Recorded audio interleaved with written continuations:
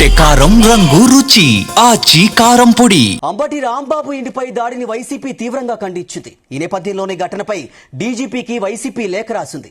గుంటూరులో పరిస్థితి చేయిదాటిపోతోందని, రాష్ట్రంలో లా అండ్ ఆర్డర్ పూర్తిగా విఫలమైందని ఆరోపించారు.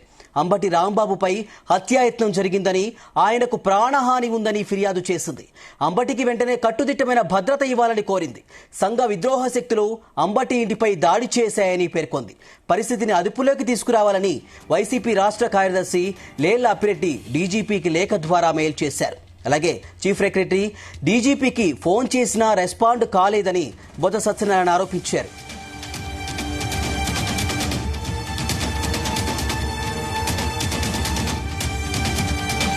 రాష్ట్రంలో ఆటవిక రాజ్యం వెళ్తుంది, ఆటవిక పరిపాలన కొనసాగుతుంది. చంద్రబాబు నాయుడు, లోకేష్ నియంత్రణతో పోకడలతో ఈరోజు వైఎస్ఆర్ కాంగ్రెస్ పార్టీ శ్రేణుల మీద దాడులు కొనసాగుతున్నాయి.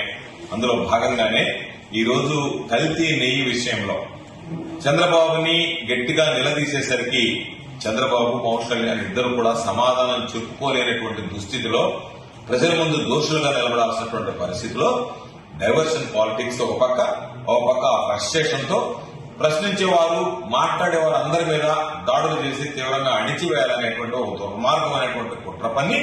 అందులో భాగంగా ఈరోజు రాంబాబు మీద రాడ్లు, కర్రలతో మనం చూశాం.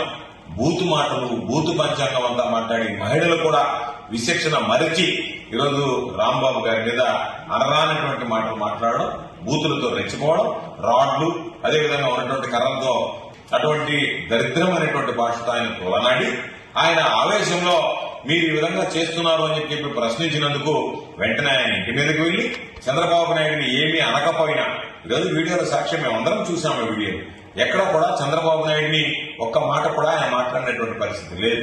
అయినా కూడా లేని దాన్ని, ఆనందాన్ని ఏ విధంగా అయితే గతంలో చంద్రబాబు నాయుడు అన్వయించుకునేటువంటి అలవాటుందో, ఎవరు ఏది మాట్లాడినా దాన్ని నన్నే అన్వయించుకుని సానుభూతి పొంది దాని ద్వారా రాంబాబుని అరెస్ట్ చేయాలని, రాంబాబుని జైలుకి పంపించాలని, రాంబాబు ఇంటి మీద దాడి చేయాలని, ఇవన్నీ కూడా వాళ్ళ ఆలోచనలు, వాళ్ళ దిశానిర్దేశంలోనే జరిగినట్టుగా మేము భావిస్తున్నాం. రాంబాబు గారు ఇప్పటికే చెప్పడం జరిగింది, నేను అరెస్టులకు భయపడను, పోలీసు కేసులకు భయపడను, దేన్నైనా ఎదుర్కొంటా, కాబట్టి నేను దేన్నైనా ఎదుర్కోవడానికి సిద్ధంగా ఉన్నాను అని చెప్పి ప్రకటించడం జరిగింది.